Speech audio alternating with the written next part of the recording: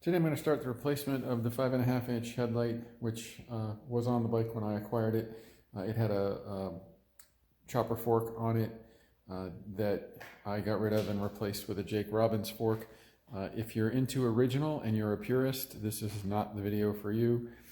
Everything on the bike is relatively original from the fork back, but the fork itself is a Jake Robbins reproduction vintage Springer. The front brake and the 5.5-inch headlight were on it when I got it. They were part, as I said, of that chopper fork, and the previous owner's taste, which is fine.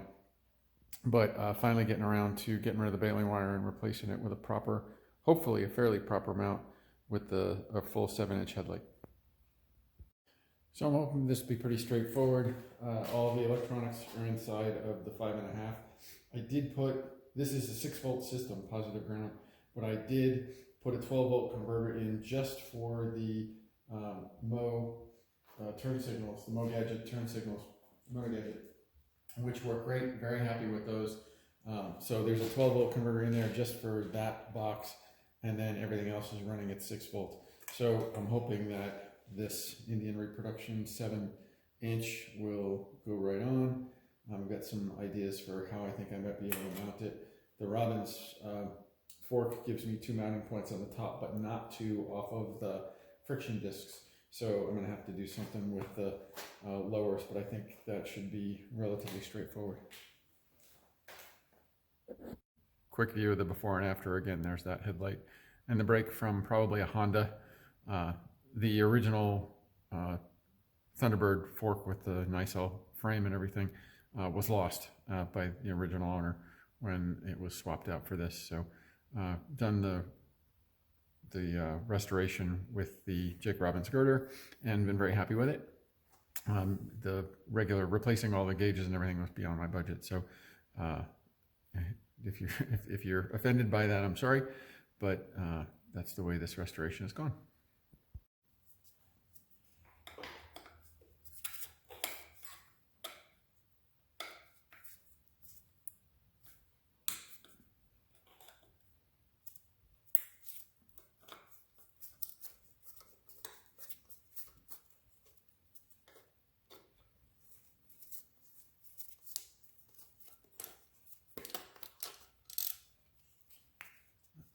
Lose that. All right, quite a bit of excitement in there. That's the Motogadget turn signal relay, 6 to 12 converter for that, and a whole lot of fuses.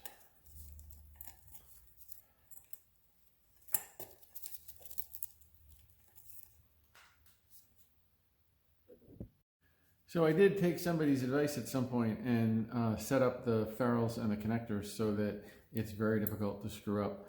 I've got, the male and female or of each set up so that I can't really mess them up, and I labeled them as well. So hopefully things come apart, things go back together again without a lot of excitement.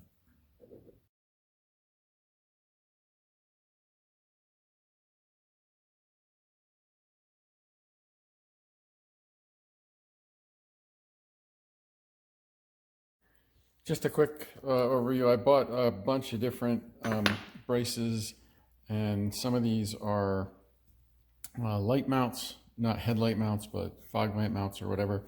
This one I particularly like because it will pivot and give me another level of flexibility. I might try that one first. And then I bought another kit that really just had braces, straight braces. So I'm taking bits and pieces from all three potentially to kind of come up with this Frankenstein mount.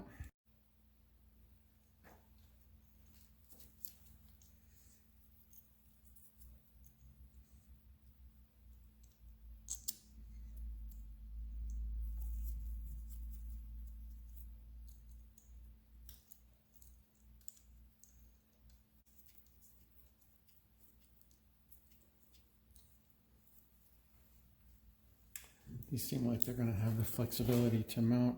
This turns, and then there's another little Allen inset that lets you select the position. So I think that's going to give me a lot of flexibility. I think these are fog light mounts. If they work out, I will post a link in the notes. Yeah, I think that's going to work. And then we'll end up mounting kind of like that. I think that's going to work. Really quick caveat on cheap headlights from India. I was very happy with what I got. It was for what the money I paid for it. Paint was great. Everything works. The only complaint I had was when I went to strip one of the wires, it was pretty much all insulation. So if you're going to do it, be prepared to replace the wiring. Other than that, I was happy with it. I thought I would mention I'm going back to an ammeter on the Triumph for just originality, but I thought I would explain an LED that I came across made by Gamatronic.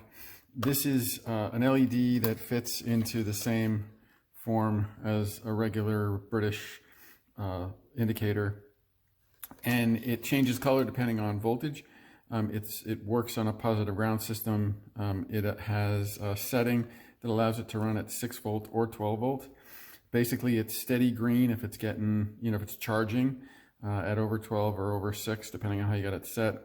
And then as it gets lower and lower, it goes through a flashing yellow, a yellow, and then a red and a flashing red.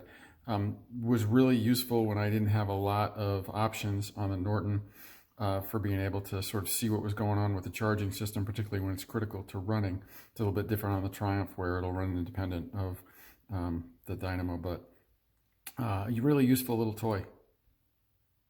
So I got everything back in. It looks like there's less room in there than one would think just because of the size of the lamp going into the housing. So I got to rearrange a few things. I think I got the ammeter set up backwards, so I got to fix that. But generally, coming along.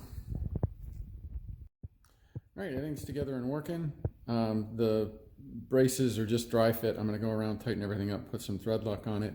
But the high and low beam's working fine. Ammeter's set up right. All the turn signal and the Motogadget stuff is still working okay. On the 12 volt side, 6 volt sides all together, and inside there was a lot less space inside than I thought there was.